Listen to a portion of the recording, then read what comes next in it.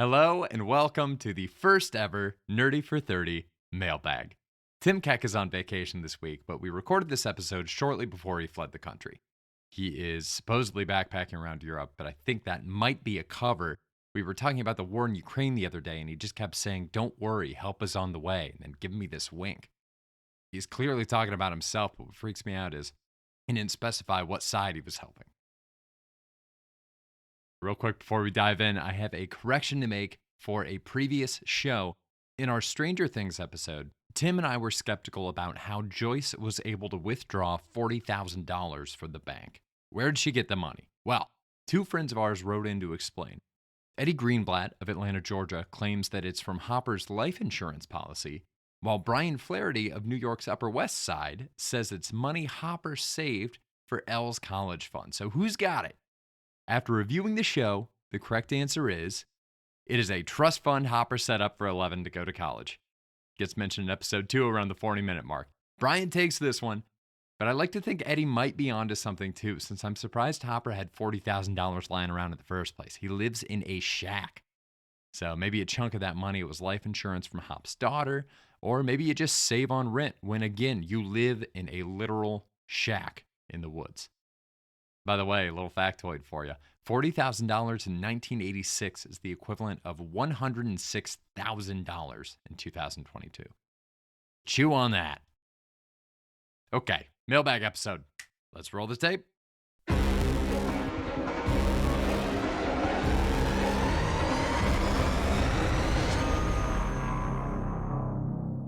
I hate to say it, but I feel like I think the fact that we talked about this movie right after the movie has killed some momentum for me for the podcast.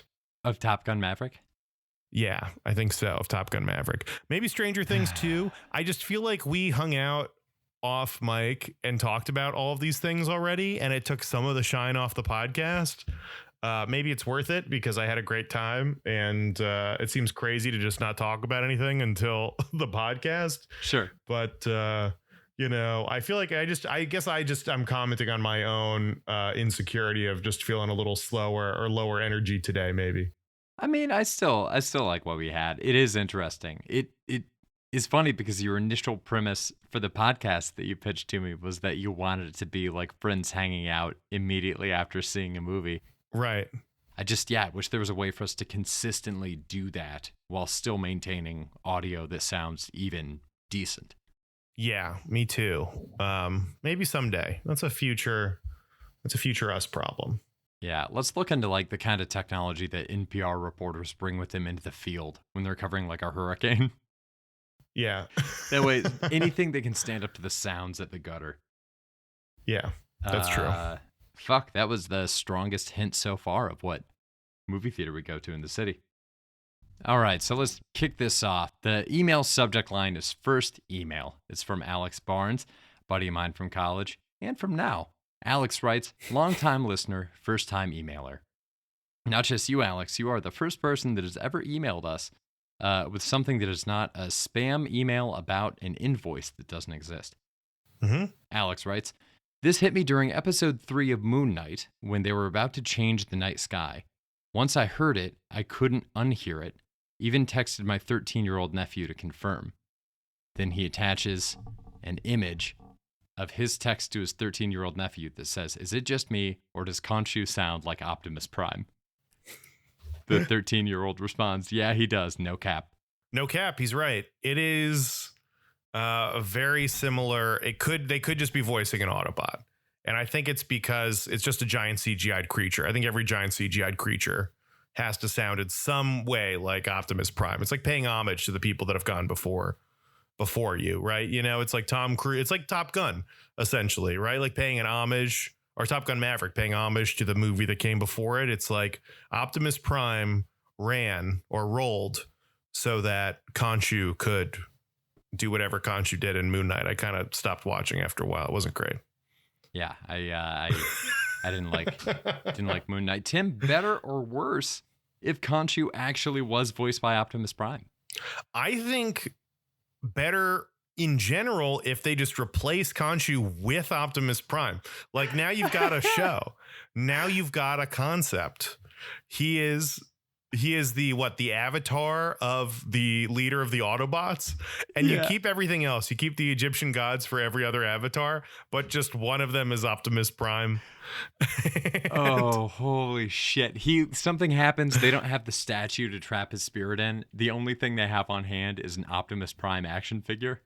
Oh, So they trap his soul in an Optimus Prime action figure, and now that's him. that's great. And then instead of like that gold beetle, they're looking for the Allspark or whatever it is. Yeah. Dude. And then Shia LaBeouf's in it.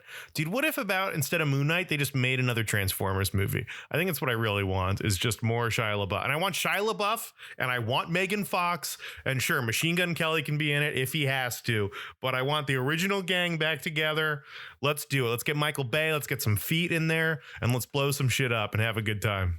Is Michael Bay a foot guy? I'm pretty sure he's a foot guy, right? At least underage girls and feet. He's a big fan of. I Right? There's a thought that lot was of a that. Quentin Tarantino thing. Well, Quentin Tarantino doesn't own liking women's feet. He's not the only foot guy. He owns it insofar as he's made it his identity as a filmmaker, at least. It's a big part of what he does, you know? Oh, that's fucking wild. What I want, I'm okay with it staying Moon Knight for the most part, but I would like. You're okay with the Moon Knight TV show staying Moon Knight? Yeah, I'm okay with it staying Moon Knight, but I want a little bit of a shift. Instead of the powers of the moon, I would like him to have the powers of a semi-truck. So I don't know if you go ahead and you call that character Truck Knight, or if you go a little more car themed, call it Moonroof. I like the idea of, instead of being wrapped in mummy bandages, just parts of a car cover him. He looks like a shitty Autobot. What if his name was Knight Rider? And it's just that he turns into the car from that David Hasselhoff show. Oh, dude, untapped market of the intelligent cars cinematic universe. We get Really? Optimus Prime. I want a Secret Wars of all the cars that have ever talked. Herbie the Love Bug facing off against Knight Rider, facing off against any of the random Autobots or Decepticons they want. Bumblebee. Get Haley boom. Steinfeld back in it as Hawkeye. I mean, there's a lot of different things they could do. You get how much better would the Hawkeye show have been if Haley Steinfeld also had the Bumblebee car in it? It'd What just be great. Like post-credit scene that would be is the reveal that the whole time she's had Bumblebee. Drives me insane. The thing is that people legitimately want what we're joking around about right now. That thing came out where Patton Oswalt did the improvised riff in the Parks and Rec episode where he's talking about how Disney now owns Marvel and Star Wars and they could have a crossover. And people think that they want that. There were real people on the internet that were like, I would love to see Luke Skywalker with Iron Man. You maniacs. That's like saying, I like chocolate and I like going to the pool, so I want to dip my chocolate in some pool water. It's going to be disgusting. Some things should be kept separate. I mean, the way to do it is with a free guy type thing, which had diminishing returns, right? Yeah. Of it's cool to see a character wielding all of these things who is not of this universe. Because the second you leave the universe, now you've got a thing where Thor's fighting Superman and it's well, one of them's got to be stronger. And how do we do this? And there's just so many questions, right? How does thing, I mean, this kind of reminds me of that thing. Remember that article that he brought up in relationship to, what was it, Top Gun? No, it was Batman, Superman, where they were talking about nitpicking and why everybody complains about things. Yeah, it was Grant Morrison. He was talking about not having too much detail in superhero stories. Which is interesting to me. I mean, he was complaining, I think, about fans being like, how does Superman fly? How do you inflate the wheels on the Batmobile? How does all these things? And audiences are too weighed down in the specifics, the nitty gritty of it. And it's I don't know. I think you guys, first off, I've never had anybody ever even suggest that it's hard to inflate the tires in the Batmobile. It seems that'd be very easy to do in the Batcave. Why? You're telling me Bruce Wayne, the Batcave doesn't have a way to inflate the tires? Who's really asking that, Grant Morrison? Have you really received fan mail about that, or are you just building up a straw man, you lunatic? But these things that we care about because you told us to care about them for the most part, right? I was okay in Star Wars with the Force being this magical thing that encompassed everything and floated around. You're the ones who told me that it was midichlorians in your blood that made the Force magic work. So now all of a sudden I'm like, okay, well, what else do these midichlorians do? And you're like, hey, man, don't worry about it. I mean, I'm just pulling out a random example. Man, I wasn't worried about it. You made me worried about it. You gave me a reason to do this thing. I was fine with all these lightsabers. Like, cool, they're all different colors. That's fun. I don't need to know how a lightsaber's made. Now there's a purple one. I'm like, well, why the fuck does that guy have a purple one? And it's like, oh, because Samuel L. Jackson asked for it. It's like, okay, cool. So now we're basing the world of Star Wars about like an actor's like preference of like color on things. I mean, Grant Morrison isn't a Star Wars guy, right? But this article was about Star Wars. You're talking about melding all these like worlds together. I think it brings up all those questions. I don't know. I guess I just think it's funny when like artists complain about people enjoying their art and having more questions about the art, when maybe the reason we're having questions is because you've prompted us with these questions. Like, things don't matter until you tell us they matter. And once you tell us they matter, we care about it. We want to know, right? Like, whatever. Well, also, it's important to the story. I think both of us are aligned in that the thing that we care about more than anything else is the story. Like, I could give a shit if the art in a comic is terrible or if there aren't good enough action scenes in something, as long as the story is really good and really compelling. And part and parcel to that is clear, understandable stakes. So when he's saying, like, why the fuck does it matter how Superman flies? It's like, because sometimes that might be a plot point. Like, the way that you've structured these stories, how does Batman inflate the tires on his Batmobile? Maybe it doesn't matter if, we're never going to bring up the Batmobile in some kind of a crisis, but if the Batmobile has to go underwater for some shit, I don't know, Killer Croc exists. There's reasons that people would have these questions. So it's not insane. I mean, Spider-Man's a good, like web fluid is another example of like, it's a thing. Like, it's a common plot device, like in Spider-Man, like, I ran out of web fluid or whatever. In the first movie, Tobey Maguire just like makes his own web fluid. You don't care because it's like they told us not to worry about it. They're just like, this doesn't matter. Like, he just makes his own web fluid. This isn't an important part of the story until the third one, when it's like, oh, I'm having a depressing breakdown and my body can't make web fluid. Even in the new Spider-Man, they're like, actually, it doesn't matter. Like, who cares? I don't know how I make it. Like, I haven't done any research on this. This is not a thing to worry about. Like that. I don't know. I just thought he was so totally off base with that kind of thing. You're right that we do care about story. I love story. It's one of my favorite things, except when it comes to maybe Top Gun, which is a movie we just watched. It's a beautiful transition. We're done with the mailbag. I don't know if you guys picked up on that joke. We got one email. Oh.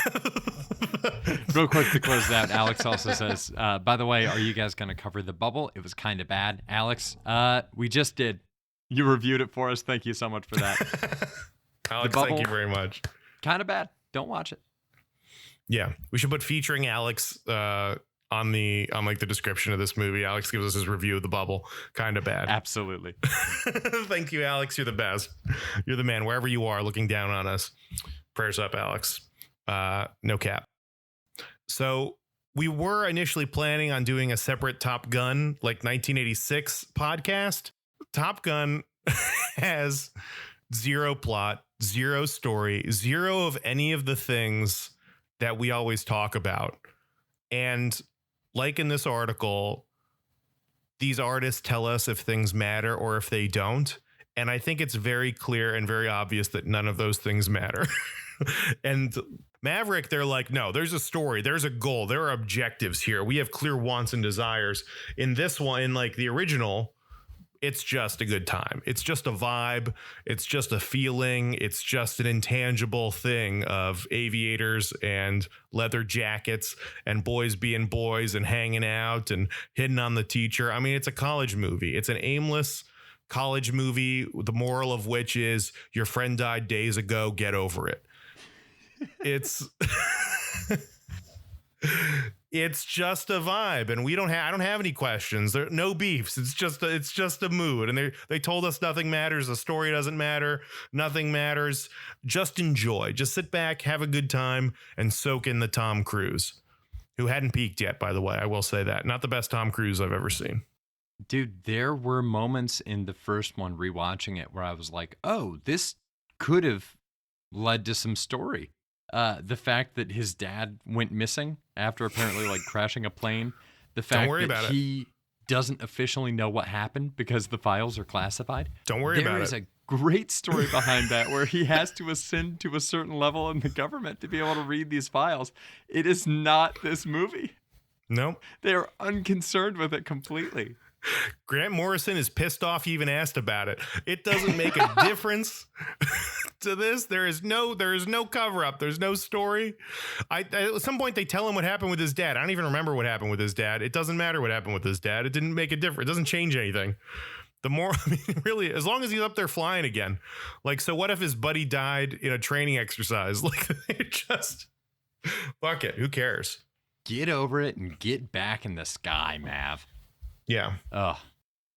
The other thing with that movie is I forget, so you go.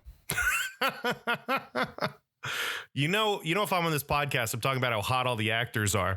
There is something about I noticed it with Tom Cruise and Kelly McGillis, who is like Charlie or Charlotte. Charlie is like the love interest in this. Both of them are arbitrarily just attractive people, I think. But there's something about, there was a scene where I was like, oh yeah, she's kind of cute. And then like you see her in an elevator and she's got like the military jacket on. It's like too big and she's got a hat on. And I was like, damn, this girl's beautiful.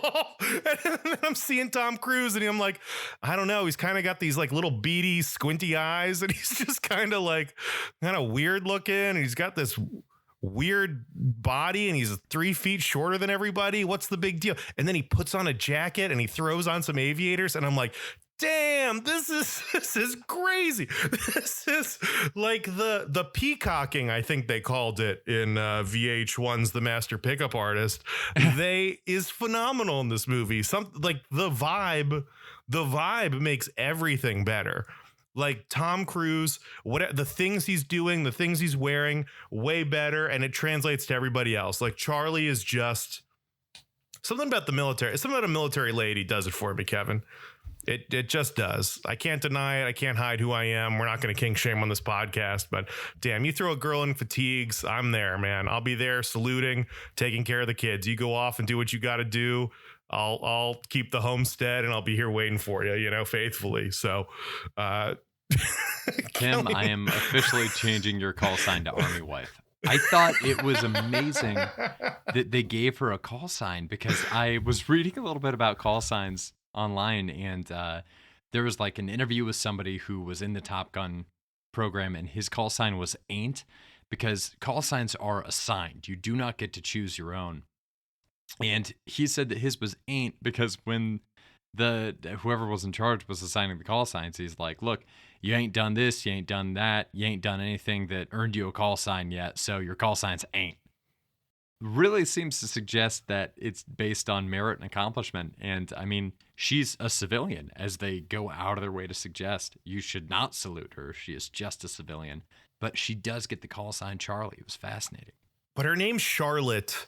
So maybe it's not a call sign. Maybe it's just like a nickname. But you're right. It is kind of like, that's kind of, I don't think they do like her last name in the credits. It is presented like a call sign. Yeah. It is weird. I mean, they explicitly call it a call sign. The other one that I wanted to call out from this movie, everybody is so fucking sweaty. Everybody is so sweaty. Glistening. In this movie. More than glistening. In the beginning, the opening, where they're fighting the MiGs, people, I mean, they're dripping sweat. They are sweaty. They're constantly sweaty in this movie. And then on the beach, they're sweaty and they're just wearing jeans. I mean, in both movies, they're just like the jeans on the beach are essential. I mean, I love the fact that Tom Cruise is playing volleyball on the beach. He's sweaty as hell in jeans. He's like, I gotta go. He just puts on a t-shirt. He puts on the same t-shirt he was wearing before the volleyball game, puts on his jacket, gets on the motorcycle, goes to this girl's house. It's like, I'm gonna go take a shower. She's like, don't waste my time. And then like just hangs out with her all sweaty and gross, like some kind of beach hoodlum. Like it's crazy. And it worked. It worked for him. It worked for her. And then she professes her love for him, which is another fascinatingly awkward 80s scene that is incredible. Dude, that scene is the reason people still wear beach jeans to this day. I love a good pair of beach jeans. God. I don't think we've talked about Val Kilmer at all. No. And certainly not enough. In Maverick, that scene, so depressed, so like sad. Like what Val Kilmer's dealing with, in real life is like throat cancer, I think, and can't really speak anymore. And it's absolutely tragic and heartbreaking. And I don't know anything about Val Kilmer as a human being, but as an actor, I think he is a phenomenal force of nature. And I'm a huge Val Kilmer fan. He is so cool in this movie. And I think, like I said in the Maverick podcast, like, Top Gun just revolves around Tom Cruise. There's so like Val Kilmer's in this movie, Meg Ryan's in this movie, and it doesn't really matter. They're both doing like 5-minute stints. Val Kilmer feels like is barely in this movie, but he is so essential and so clutch. And I guess I was shocked having not seen this movie until like a week ago. I was shocked that Val Kilmer is like barely in Top Gun, and like Meg Ryan's in it. She's barely in it. Like, it feels like every character that isn't Tom Cruise is barely in the movie. Am I off base? Maybe an exception for Goose. Anthony Edwards is the actor's name, and he is so good. I don't think enough people talk about how good Goose is in Top Gun. He's great. Their friendship is so believable, and they have such good chemistry between the two of them. I mean, I think he sells that too, because I don't know that Tom Cruise is a team player in that way. So I think that is like, it's like when you see a really experienced improviser do an improv set where they bring a member of the audience that has never done improv before on stage, and they manage to get through like a good 40-minute improv set. That feels like what Anthony Edwards is doing with Tom Cruise in terms of faking a relationship. Yeah.